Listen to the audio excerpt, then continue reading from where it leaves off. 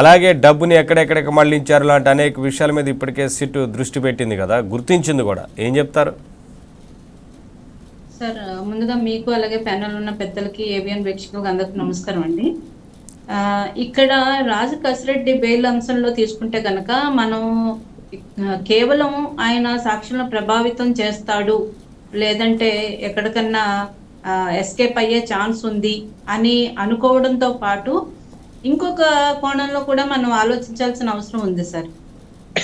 Sorry, ఏంటంటే అతని ప్రాణాలకు కూడా మేబీ ముప్పు వాటిల్లే ప్రమాదం ఉందని మనం ఆలోచించాల్సిన అవసరం. ఎందుకంటే ఇంతకు ముందు చూసాం, మన పరకామణి విషయంలో ఎవరైతే కంప్లైంట్ చేసిన అక్కడ పోలీస్ అధికారి ఉన్నారు, విజిలెన్స్ ఆఫీసరు, ఆయన అక్కడ తిరుపతికి విచారణ కోసం వెళ్లే క్రమంలో ఏ విధంగా ఆయన చనిపోయాడో ఆ విషయాలన్నీ చూసాం. కాబట్టి సాక్షుల్ని, కేసులో నిందితులుగా ఉన్న వాళ్ళని, ఆ కేసులో సంబంధించిన వాళ్ళ ప్రాణాలు కాపాడుకోవడం కూడా ఇప్పుడు ప్రభుత్వం మీద ఉన్న అత్యవసర బాధ్యత సార్.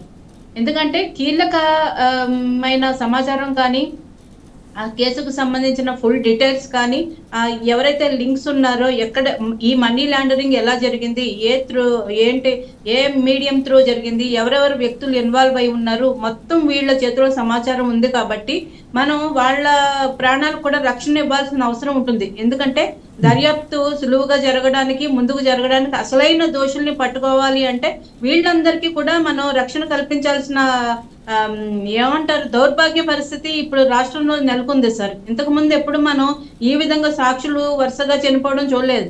వివేకానంద రెడ్డి గారి కేసులో చూసాం ఏ విధంగా వరుస పెట్టి సాక్షులందరూ అనుమానాస్పద మృతి చెందారు. అది 1, 2 అంటే వాళ్ళకి ఏదైనా నిజంగానే ప్రమాదవశాత్తు లేదంటే అనారోగ్య కారణాల వల్ల చనిపోయారు అనుకోవచ్చు.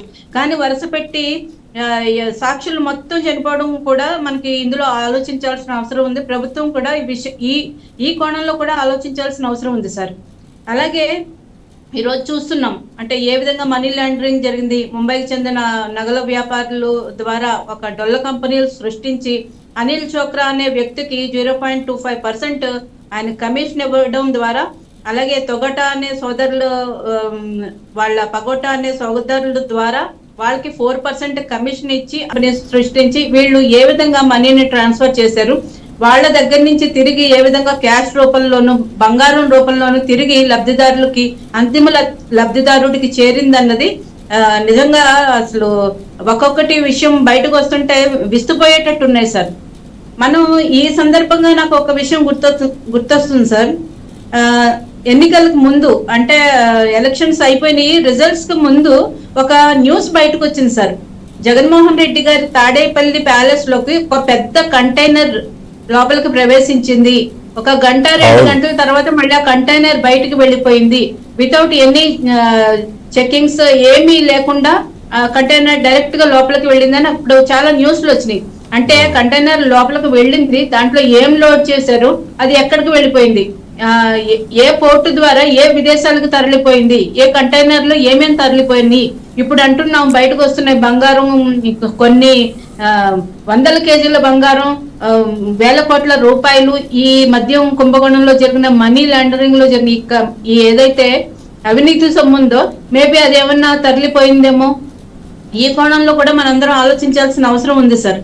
ఎందుకంటే అది ఒక్కసారి గుర్తించిన కాదండి, అది గుర్తించింది ఒక్కసారి చూశారు అంతే. అంతకుముందు ఇంకా అలాంటి ఎన్నిసార్లు వెళ్ళి ఉంటాయో సార్. ఆల్రెడీ వాళ్ళకి ఎలక్షన్స్ కి ఒక 1 ఇయర్ 1.5 ఇయర్ ముందు నుంచే వాళ్ళకి రిపోర్ట్స్ ఉన్నాయి సార్. ఖచ్చితంగా ఈసారి అధికారం నుంచి దిగిపోబోతున్నారు, విపరీతమైన వ్యతిరేకత ప్రజల్లో ఉంది, చాలా ఘోర ఓటమి చవి చూస్తారని రిపోర్ట్స్ ఉన్నాయి. కాబట్టి వాళ్ళు ముందు నుంచి అన్ని సర్దేసుకున్నారు సార్. పెద్దిరెడ్డి విషయంలో కూడా మనం విన్నాము, ఆయన ఆఫ్రికాలో ఏదైతే మైనింగ్ సంబంధించిన చాలా ఎక్విప్మెంట్స్ కూడా ఇక్కడి నుంచి షిప్ల ద్వారా అక్కడికి తరలించేశారు, మొత్తం అంతా సర్దేసుకున్నారు అని చెప్పి విన్నాం. అలాంటి కంటైనర్లు మీరు అన్నట్టు ఎన్ని తరలిపోయినాయో తెలియదు. కాబట్టి భారతదేశంలో ఇటువంటి ఇంత పెద్ద స్కామ్ ఆంధ్రప్రదేశ్ లో జరగడం నిజంగా మనందరికి బాధాకరం సార్. ఆ ఢిల్లీలో జరిగిన లిక్కర్ స్కామ్ కే దేశం మొత్తం అసలు ఇంత పెద్ద స్కామ్ జరిగిందా అని మాట్లాడుకున్నారు. దాదాపు మేబీ చాలా తక్కువ, దీంతో కంపేర్ చేస్తే చాలా తక్కువది. ఇది ఏకంగా 3,500 కోట్లు ప్రజల రక్తాన్ని ప్రాణాలని పీడించేసి ఏ విధంగా వీళ్ళు మద్యం స్కామ్ చేశారు. కేవలం ప్రభుత్వ ఖజానా గండి కొట్టడమే కాదు సార్, వేలాది ప్రాణాలు పోయినాయి, చాలా మంది అనారోగ్యం పాలైపోయారు. నిన్ననే ఒక వ్యక్తితో బయట మాట్లాడుతుంటే అతను చెప్తున్నాడు, ఒక్క బాటిల్ మీద 90 రూపీస్ కి ఎక్కువ కొనేవాళ్ళం, అది బ్రాండెడ్ లిక్కర్. ఇంకా బ్రాండెడ్ కానీ కల్తీ మద్యాలు వీళ్ళు తెచ్చిన చెత్త కంపెనీలు అయితే లెక్కే లేదు సార్. ప్రజలందరినీ పీడించుకుతున్నారు 5 సంవత్సరాలు. సంపూర్ణ మద్యపాన నిషేధం చేస్తానని చెప్పిన వ్యక్తి మరి ఈ కేసులో ఖచ్చితంగా దోషులందరినీ కూడా, ఏదైతే విచారణకు హాజరవుతున్న వ్యక్తుల్ని, నిందితుల్ని కూడా వీళ్ళందరికీ బెయిల్ ఇవ్వకుండా ఖచ్చితంగా వీళ్ళందరినీ ప్రభుత్వం కస్టడీలోకి తీసుకుని వాళ్ళని విచారించాలని కోరుకుంటున్నాం సార్.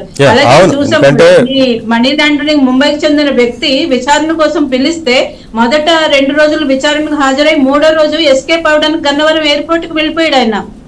అధికారులు ఆయన్ని ట్రేస్ చేసి పట్టుకున్నారు కాబట్టి సరిపోయింది, లేదంటే ఆయన ఎస్కేప్ అయ్యేవాడు. అతని సోదరుడు ఏదైనా ఇక్కడ సిట్ చాలా సీరియస్ గా ఉంది అనేది అర్థమవుతా ఉంది.